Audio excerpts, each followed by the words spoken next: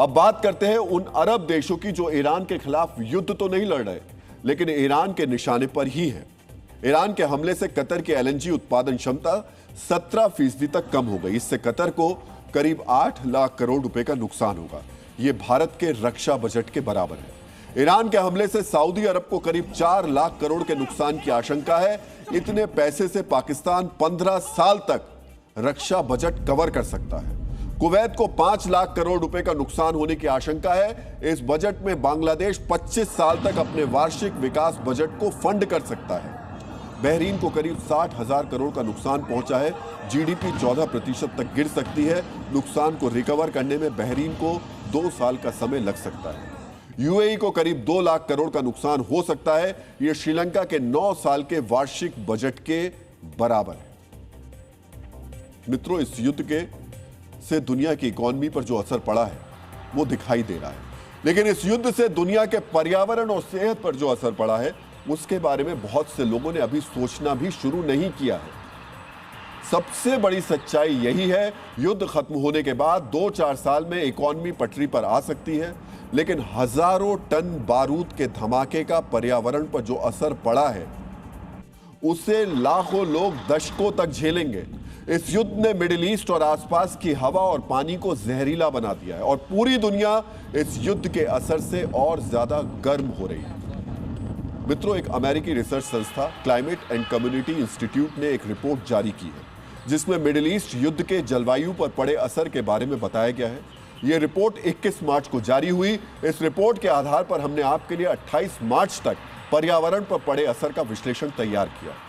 इस रिपोर्ट के मुताबिक ईरान युद्ध की वजह से वातावरण में भारी मात्रा में कार्बन डाइऑक्साइड गैस रिलीज हुई है। इस युद्ध में सबसे ज्यादा CO2 घरों, स्कूलों और दूसरी इमारतों के नष्ट होने से निकली।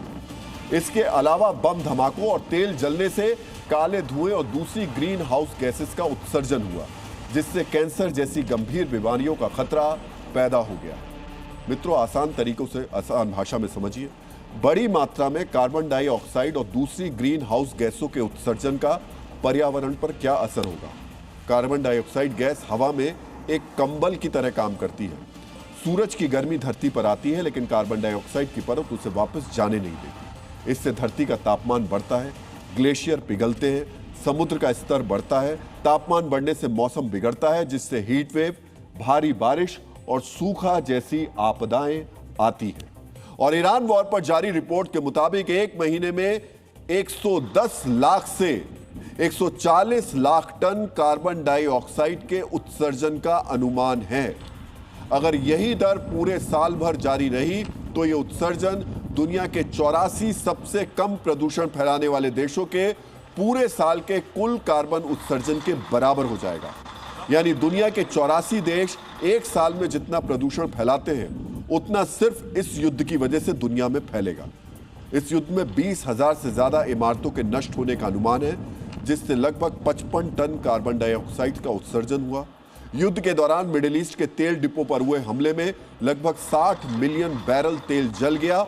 इससे 60 lakh ton greenhouse gases का उत्सर्जन हुआ है। इस युद्ध में सिर्फ हमला करने के लिए फाइटर जेट्स और जहाज लगभग 2,500 घंटे तक आसमान में रहे हैं। इस उड़ान में 27 करोड़ लीटर ईंधन खर्च हुआ है, जिससे 10 से 12 लाख टन कार्बन डाइऑक्साइड का उत्सर्जन हुआ है। युद्ध में जो हथियार नष्ट हुए उतने हथियार फिर से बनाने में 3 से 4 लाख टन कार्बन डाइऑक्साइड का उत्सर्जन होगा। मित्रों, सोचिए, दुनिया में तेल के लिए लोग कतारों में खड़े हैं और मिडिल ईस्ट में 60 मिलियन बैरल तेल जल गया। इतने तेल से पाकिस्तान की 4 महीने की जरूरत पूरी हो सकती है। इजराइल और अमेरिका के फाइटर जेट्स ने 27 करोड़ लीटर ईंधन सिर्फ ईरान पर बम बरसाने के लिए जला दिया, जबकि इतने तेल से मालदीव जैसे देश का काम 3 महीने तक चल सकता है। यानी एक तरफ ईरान युद्ध तेल की बर्बादी कर रहा है, दूसरी तरफ पर्यावरण को जहरीला भी बना रहा है। ईरान वॉर से 1 महीने में जितना प्रदूषण बढ़ा है उतना प्रदूषण आइसलैंड जैसे 2-3 देश पूरे साल में नहीं फैलाते। यह प्रदूषण 1 करोड़ वाहनों के 1 साल तक फैलाए गए प्रदूषण से ज्यादा है। आज आपको ईरान वॉर की कुछ तस्वीरों को बहुत ध्यान से देखना चाहिए, जिन्हें देखकर आप समझ पाएंगे जहां युद्ध चल रहा है वहां की हवा कितनी जहरीली हो गई। धुआं और केमिकल मिलकर किस तरह तेहरान में जहरीली बारिश करवा रहे हैं। ये जहर बारिश के साथ सीधे पानी और मिट्टी में मिल रहा है। इस रिसर्च में बताया गया सिर्फ 1 महीने के युद्ध से मिडिल ईस्ट के मिट्टी, पानी और हवा में भारी धातुओं और केमिकल्स की मात्रा खतरनाक स्तर तक बढ़ गई है और इसकी वजह से लगभग 20 साल तक कैंसर, दिल और सांस की बीमारी के मामलों में बढ़ोतरी होगी। 20 साल तक। इतना ही नहीं, युद्ध के कारण फारस की खाड़ी के समुद्री जीवन को भी दशकों का नुकसान हुआ है। तेल के जलने और समुद्र में फैलने से पानी जहरीला हुआ, मछलियों, समुद्री कछुए जैसे जीवों की मौत हुई, कोरल नष्ट हुए, जिसकी रिकवरी दशकों में होगी। और मुझे लगता है इसके बारे में शायद कोई सोच भी नहीं रहा होगा, उन समुद्री जीवों के बारे में, उन लाखों करोड़ों समुद्री जीवों के बारे में जो इस पूरी वॉर में बेमौत मारे जा रहे हैं। खाड़ी देशों में समुद्र के पानी को पीने योग्य बनाने वाले प्लांट होते हैं। अगर ये खराब हुए या पानी दूषित हुआ तो लोगों को साफ पानी मिलना मुश्किल हो जाएगा। हर बम का धमाका, हर जेट की उड़ान, हर तेल डिपो की आग हमारी हवा को जहर बना रहे हैं।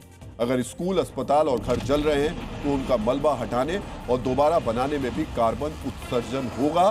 भारत, चीन, यूरोप और अफ्रीका युद्ध में शामिल नहीं है, लेकिन भारत समेत इन देशों को भी महंगे तेल, महंगाई और गर्मी का झटका लगेगा।